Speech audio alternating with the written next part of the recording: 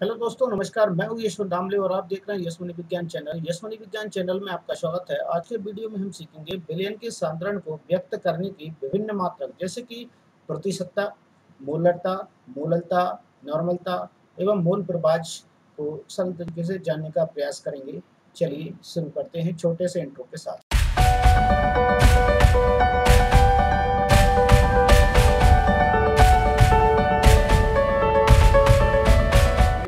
यशवनी विज्ञान में आपका सभी का स्वागत है और आप देख रहे हैं यशवनी विज्ञान चैनल। आज के वीडियो में हम सीखेंगे बिलियन के साधारण को व्यक्त करने की विभिन्न मात्रक के अंतर्गत सबसे पहले हम देखेंगे यहाँ पर कुछ विभिन्न मात्रक में सम्मिलित इकाइयाँ। प्रतिशतता, ठीक, यहाँ देखेंगे सबसे पहले प्रतिशतता पढ़ेंगे। प्रतिशतता के बाद दूसरे नंबर पर लेंगे हम मूलरता,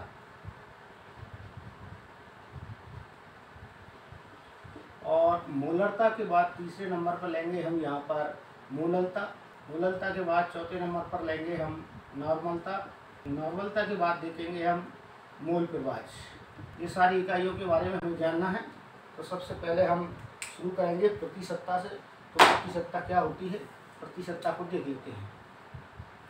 ठीक, प्रतिशतता के बारे में जान लेते हैं। प्रतिशतता क्या है, ठीक। तो बिलियन के 100 भागों में उपस्थित विलय के भागों की संख्या को प्रतिशतता कहते हैं, ठीक। यहाँ पे सबसे पहले इसकी परिभाषा मैं दूंगा आपको। बिलियन के 100 भागों में उपस्थित विलय के भागों की संख्या प्रतिशतता कहलाती है। प्रतिशतता को ज्ञात करने के लिए दो तरीके हैं। एक तो सबसे पहले आप देखेंगे जिसमें कि आपको मिलेगा द्रव्यमान प्रतिशत और दूसरा है आयतन प्रतिशत। तो दो प्रकार से इसे ज्ञात कर सकते हैं।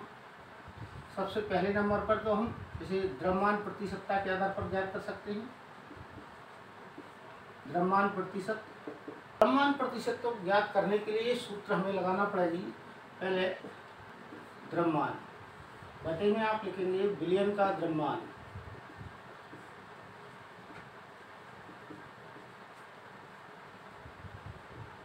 द्रव्यमान प्रतिशतता में यूज किया जाता है और इंटू 100।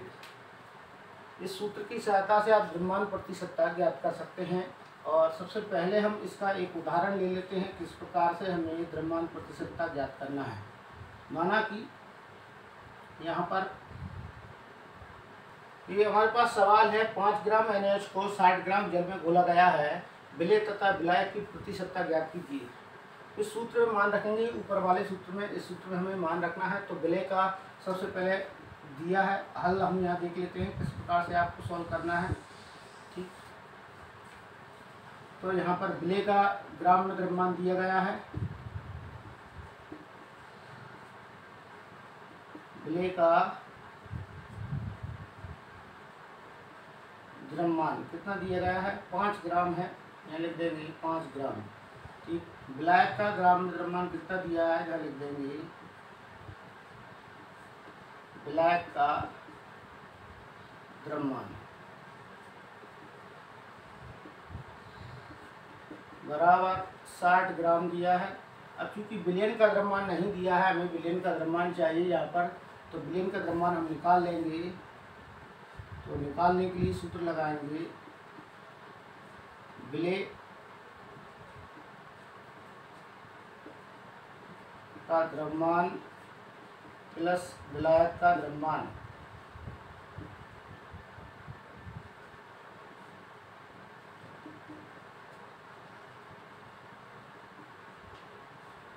बराबर विलय का द्रव्यमान 5 है और विलय का द्रव्यमान 5 है, विलायक का द्रव्यमान 60 है। तो 5 + 60 बराबर हो जाएगा 65 ग्राम। ये बिलियन का द्रव्यमान आ जाएगा, ठीक। यहाँ हम लिख सकते हैं इसे अब बिलियन का द्रव्यमान, ठीक। यह आ जाएगा आपका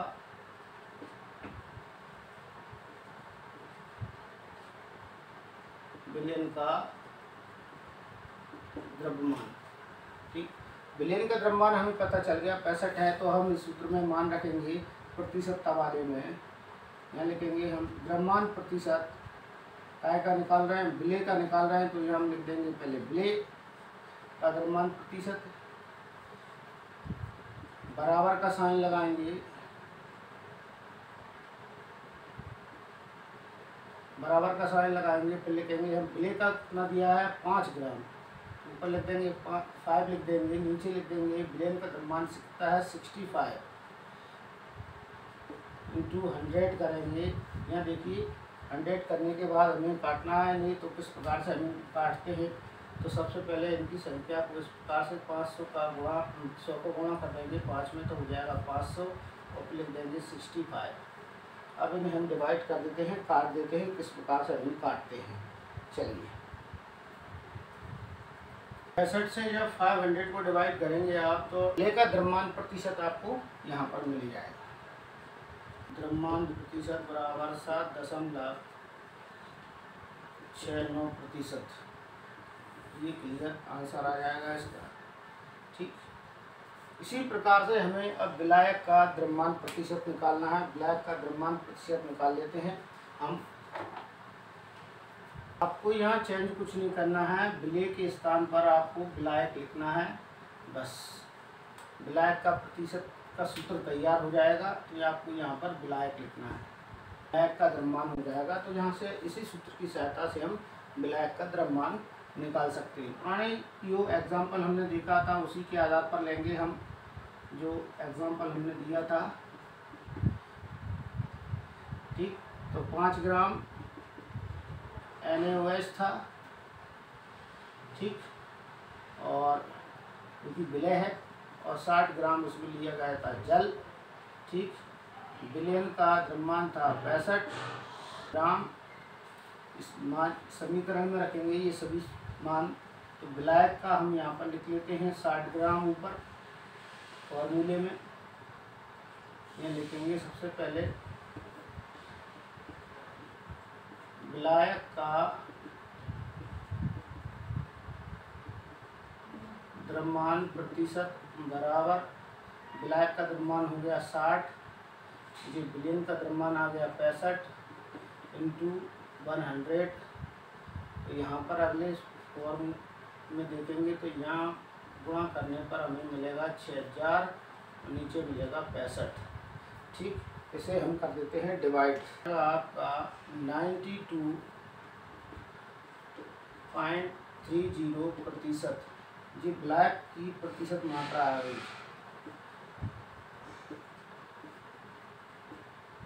विलायक का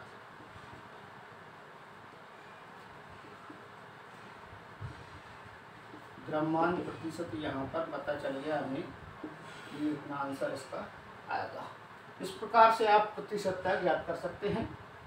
द्रव्यमान में दिया तो द्रव्यमान निकालें, आयतन में दिया है तो आप आयतन में भी इसे निकाल सकते हैं। अगला टॉपिक देखते हैं हम मोलरता। अगला बिंदु देखेंगे हम मोलरता। तो 1 लीटर विलेय में घुले हुए विलेय के मोलों की संख्या को मोलरता कहते हैं। इसे कैपिटल M से प्रकाशित करते हैं।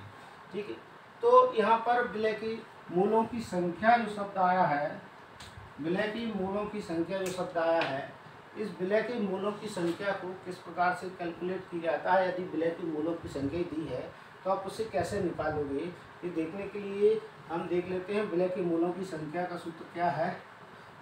तो विलेय के मोलों को कैसे निकालते हैं।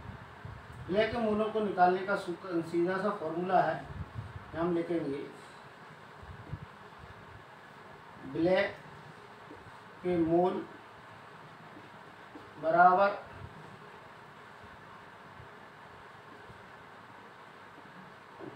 विलेय का द्रव्यमान बटे विलेय का अणुभार।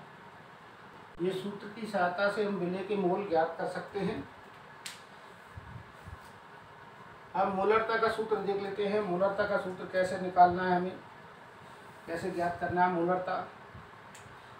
तो मोलरता का सूत्र होता है मोलरता बराबर, हम लिखेंगे सबसे पहले विलेय का द्रव्यमान, विलेय का बटे में आ जाएगा विलेय का अणुभार इंटू विलेयन का लीटर में आयतन, विलेयन का लीटर में आयतन पर 1000 से मल्टीप्लाई करेंगे क्योंकि 1000 ml में विलेयन को लिया गया है। ठीक, अब इसमें हम कोई एक सवाल देख लेते हैं। इसके बाद आगे हम आपको उदाहरण की सहायता से हम इसे समझाते हैं। इस प्रकार से आप इसे ज्ञात कर सकते हैं, कैसे आप इसे निकाल पाओगे। तो 5.85 ग्राम NaCl को 200 ml विलेन में घोला गया है। ये विलेन है, मैंने यहाँ लिखा नहीं, विलेन में घोला गया है। मोलरता ज्ञात कीजिए। तो हमें इस सूत्र की मोलरता ज्ञात करना है। सूत्र हम देख लेते हैं क्या है। तो मोलरता का सूत्र हम यहाँ लिख लेते हैं पहले।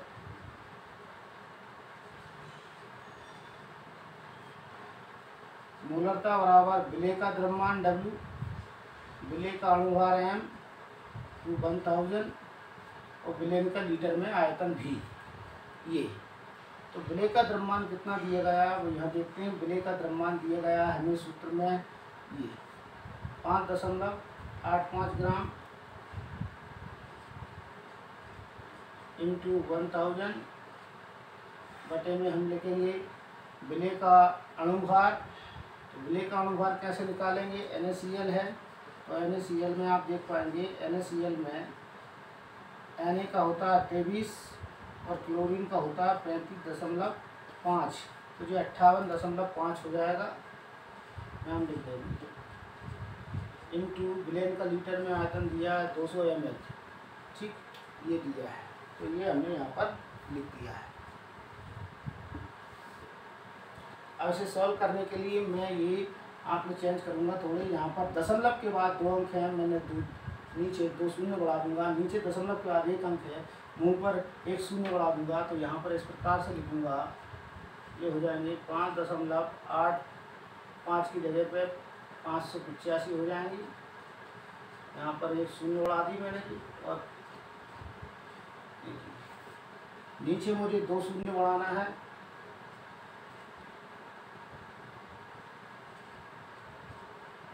इंटू ये 2 शून्य बढ़ गए और ये 2। अब हम यहाँ पर काट देते हैं, ये 2 शून्य से 2 शून्य कट जाएंगी। ठीक, और 1 शून्य ये है, ये कट जाएगी, 1 शून्य ये है, ये कट जाएगी। हमारे पास ये बचा है तो देखेंगे ये से ये कट जाएंगे और हमारे पास बचा है यहाँ पर मोलरता बराबर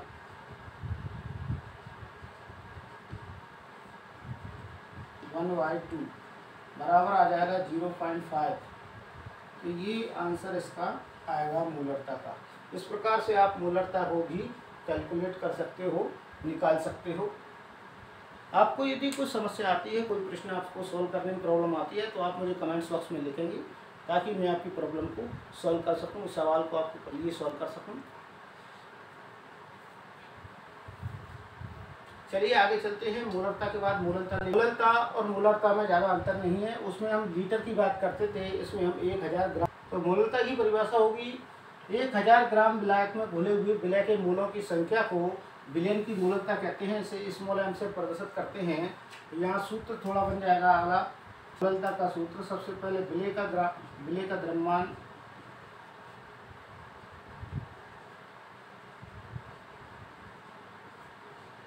बटे विलेय का अणुभार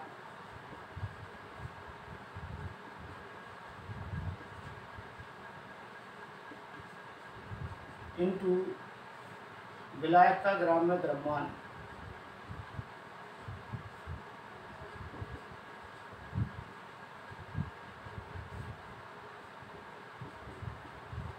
इंटू ऊपर लेके गए 1000। तो ये सूत्र हमारा कंप्लीट हो जाएगा। अब इस सूत्र में हमें एक सवाल के जरिए हम इसे देख लेते हैं, सवाल कर लेते हैं, इसका एक उदाहरण देख लेते हैं। इसके बाद हम इसे आगे समझने का प्रयास करेंगे। तो 500 ग्राम जल में 4 ग्राम NaOH घुला हुआ है। 500 ग्राम जल में 4 ग्राम NaOH घुला हुआ है। तो सबसे पहले हमें दो चीज़ होगी, जो विलायक का द्रव्यमान तो ये हो जाएगा, यहाँ से आप विलायक का ग्राम में द्रव्यमान ले लेंगे। ठीक है, ये विलेय का द्रव्यमान हो जाएगा। अब NaOH का हमें अणुभार चाहिए, तो NaOH का अणुभार निकाल देते हैं। तो NaOH अणुभार जो है कि Na का इसमें जो होता है 23 होता है, ऑक्सीजन का होता है 16 और 1 होता है हाइड्रोजन का। टोटल आ जाएगा 40 अणुभार, इतना इसका अणुभार आ जाएगा। अब सवाल कर लेते हैं हम, यहाँ सूत्र में मान रखकर मोलरता ज्ञात कर लेते हैं। मूललता बराबर विलेय का द्रव्यमान W, विलेय का अणुभार M और ये 1000 और ग्राम में द्रव्यमान कैपिटल W। ठीक, तो इसमें मान रखेंगे तो सबसे पहले हमें विलेय का द्रव्यमान लिखना है, तो विलेय का द्रव्यमान दिया गया है 4 लिख देंगे, बटे में अणुभार दिया है तो ये हमने अणुभार प्राप्त कर लिया है 40 हो जाएगा, इंटू 1000 लिखना है हमें यहाँ। नीचे विलेय का द्रव्यमान लिखना है तो ये यहाँ से लिखेंगे 500। आप देखेंगे यहाँ पर जो है हम इसे सॉल्व करने का प्रयास करें तो यहाँ से तो ये शून्य कट जाएंगे, 1 2 और तीसरा शून्य यहाँ से कट जाएगा। ठीक, और ये 4 भी यहाँ से क्रॉस आउट हो जाएगा। ठीक, अब बचेगा हमारे पास वो बचेगा 1/5 है।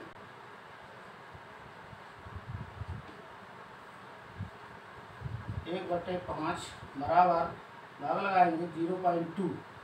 इसमें ये मूलरता का मान आएगा, पीछे आप स्मॉल m भी लिख सकते हो, इसमें ये मूलरता का मान आपको 0.2 मिल जाएगा। ठीक, इस प्रकार से आप मूलरता के सवाल को सॉल्व कर सकते हो। ठीक, ये एक उदाहरण की सहायता से मैंने समझाने का प्रयास किया है। अगला देख लेते हैं हम मूलरता के बाद नॉर्मलता, अगली इकाई देख लेते हैं हम। नॉर्मलता आएगी अगली इकाई। नॉर्मलता की परिभाषा होती है, यदि हम देखें तो किसी विलयन के 1 लीटर में घुले हुए विलय के ग्राम तुल्यांकी भारों की संख्या कहलाती है नॉर्मलता। 1 लीटर विलयन में घुले हुए विलय के ग्राम तुल्यांकी भार,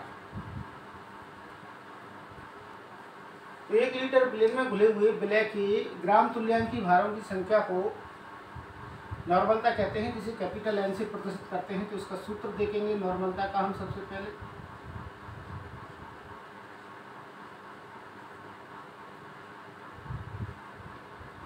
यहाँ पर विलेय का द्रव्यमान सबसे पहले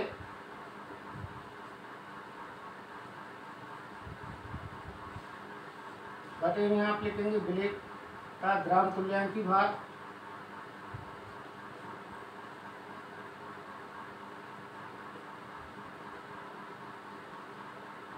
विलेय का तुल्यांकी भार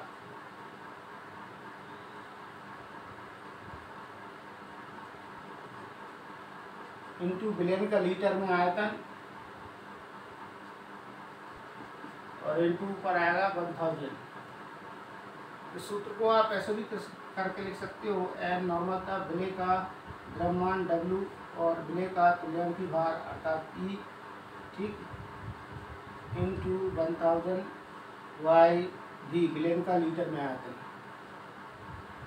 इसे हम सॉल्व करने का प्रयास करते हैं, उदाहरण की सहायता से समझने का प्रयास करेंगे।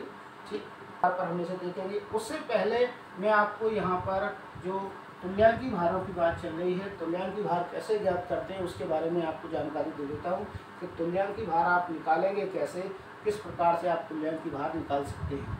ठीक, तुल्यांकी भार निकालने के लिए विलयन का तुल्यांकी भार अलग तरीके से अम्ल का तुल्यांकी भार अलग तरीके से निकाला जाता है, लवण का अलग तरीके से निकाला जाता है, क्षार का अलग तरीके से निकाला जाता है। तो तुल्यांकी भारों को निकालने के तरीके अलग अलग हैं। शॉर्ट में मैं आपको बताऊंगा यहाँ पर तुल्यांकी भारों को किस प्रकार से आप निकाल सकते हैं। जैसे कोई अम्ल यहाँ पर दिया गया है, एक उदाहरण ले रहा हूँ मैं, H2SO4 ये एक अम्ल है, इसका तुल्यांकी भार हमें ज्ञात करना है तो हम कैसे निकालेंगे। तो सबसे पहले आपको इसका अणुभार ज्ञात होना चाहिए। तो यहाँ अणुभार लिख देता हूँ, एक हाइड्रोजन का 1, 2 का गुणा हो रहा है, सल्फर का 16 32 है और ऑक्सीजन का 16 है और यहाँ पर 4 का गुणा हो रहा है।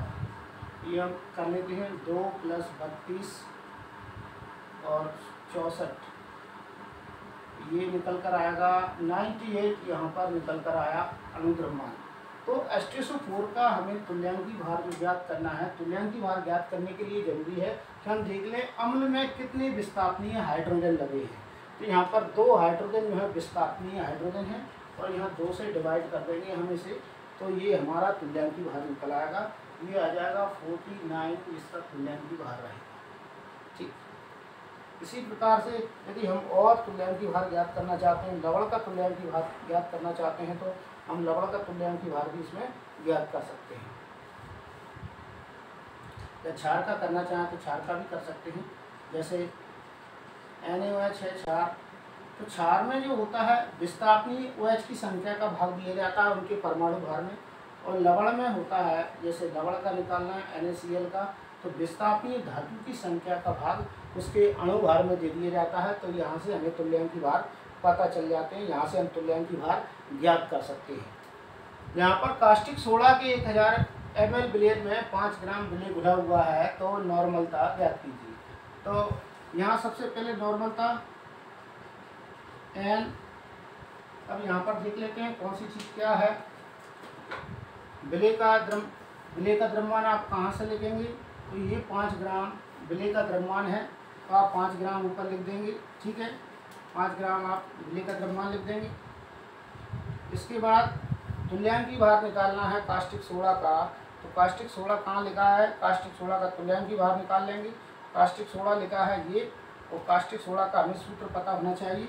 ये कास्टिक सोडा है, कास्टिक सोडे का सूत्र होता है NaOH, तो NaOH का तुल्यांकी भार हमें पता होना चाहिए। तो NaOH का तुल्यांकी भार, इसमें एक ही हाइड्रोक्साइड विस्थापनीय है, इसका अणु सूत्र लिख दीजिए और एक का भाग लगा दीजिए, बस 40 ही इसका तुल्यांकी भार आएगा, ठीक। यहाँ पर लिख देता हूँ मैं इसमें 40 1000 बिलियन का लीटर में आयतन है 1000 ml, ये हो गया। तो आप सीधे सीधे 1000 ml यहाँ पर लिया गया है, तो 1000 ml को आप 1000 ml से कट कर दीजिए, ये संख्या तो क्रॉस आउट हो जाएगी आपकी। अब हमारे पास जो बचा है वह है, आप देख पा रहे होंगे 540 बचा हुआ है, ये काट देंगे हम, इसे काटेंगे 5 कम 5 5 8 40, तो 1/8 यहाँ पर ये संख्या आएगी नॉर्मलता में, ठीक। तो आप इसे 1/8 को यदि सॉल्व करते हैं तो ठीक है, नहीं करना चाहें तो कोई दिक्कत नहीं, आप इसके मान को आप ऐसे भी लिख सकते हैं 1/8, ये हमारे पास आंसर इसका आ जाएगा। नॉर्मलता हमारे पास ज्ञात हो जाएगी 1/8 के रूप में। आप इसमें 1/8 का भाग लगाकर भी सॉल्व कर सकते हैं। तुल्यांकी भार निकालने में आपको कुछ प्रॉब्लम्स आती हैं तो आप मुझे कमेंट्स बॉक्स में लिख दें, मैं आपको उस पर एक अलग से वीडियो बना दूंगा, तुल्यांकी भार किस प्रकार से ज्ञात करते हैं सभी के, तो वहाँ से आपको गाइड मिल जाएगा। तो देखते हैं मोल प्रभाज, यहाँ देख लेते हैं मोल प्रभाज, यह इसे बोला जाता है मूल अंश,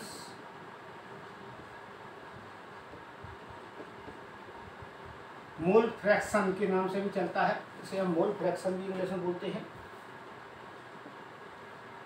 तो मोल प्रभाज क्या है, यहाँ पर देखेंगे किसी विलेन में उपस्थित विलेय के मूलों की संख्या या विलायक की मूलों की संख्या और विलेन के मूलों की संख्या का अनुपात जो होगा वो मोल प्रभाज के नाम से जाना जाएगा।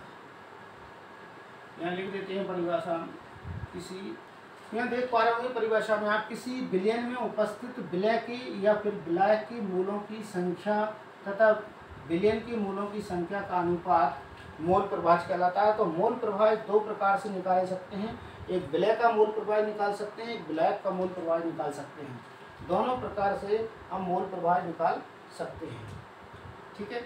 यहाँ विलेय के लिए देख लेता हूँ, विलेय के मूलों की संख्या यहाँ हम देखेंगे। सबसे पहले माना कि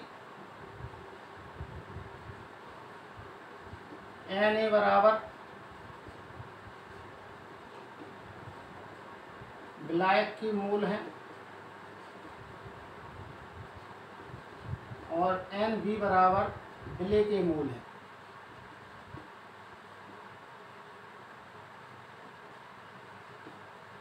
और Na प्लस Nb बराबर विलेन की मूलों की संख्या रहेगी। यहाँ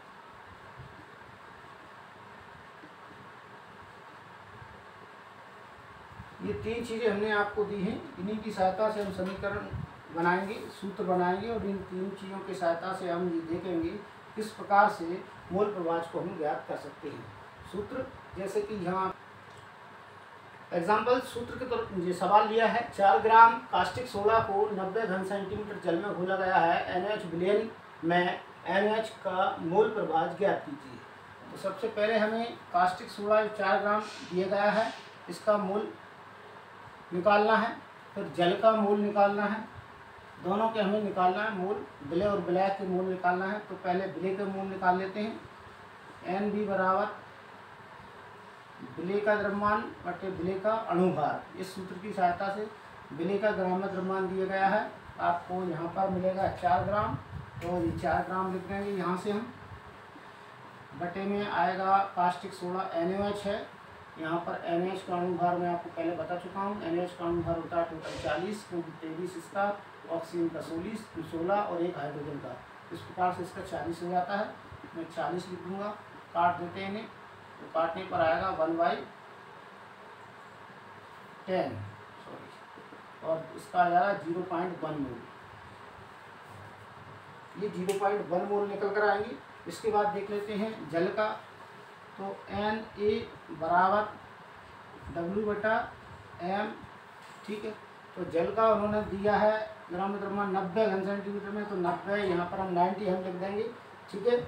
और घन सेंटीमीटर, तो ये जल का 90 ग्राम हो जाएगा घन सेंटीमीटर में। और यहाँ पर जल का अणुभार होता है, यहाँ जल का देखेंगे H2 1 H का 1 और 2 का गुणा हो रहा है 16 ऑक्सीजन का, तो जो हो जाएगा 18 अणुभार। इस प्रकार से इसका निकल जाएगा। यहाँ पर अपन क्रॉस कर सकते हैं, 18 × 18 18 × 5 90, यहाँ आ जाएगा इसका 5। तो Na का मूलों की संख्या आ जाएगी Na बराबर 5, ये मूलों की संख्या निकल आई। और Nb का हमारे पास प्राप्त हुआ था 0.1 मोल, ये 1 मोल आ गया। अब हमें जिसका भी निकालना उसका हम निकाल सकते हैं। यहाँ NaOH का पूछा है, तो NaOH का हम निकाल देंगे। आपका तो विलय का पूछा है, तो सूत्र लगाएंगे ये वाला विलय का।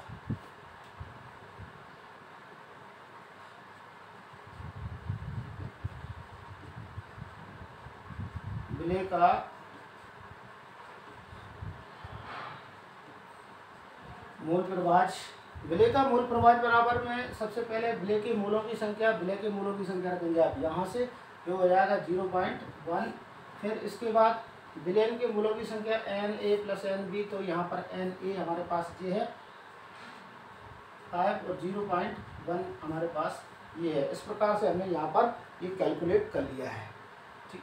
इस प्रकार से हम इसे यहाँ पर लिख सकते हैं। अब इनको हमें कैसे सोल्व करना है वो हमें बता। सबसे पहले तो 0.1 ऐसे ही लेकर रहने दीजिए और इसमें ये ऐड कर देंगे हम, तो जो हो जाएगा 5.1। 5.1 को जब आप डिवाइड करोगे तो यहाँ पर निकल कर आएगा विलय का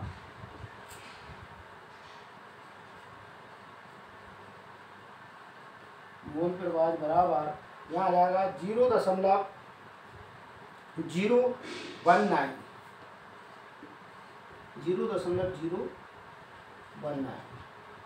ये मोल प्रभाज विलय का निकल कर आया।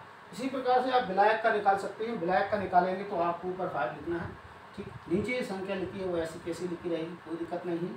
आप इससे विलायक का भी निकाल सकते हैं।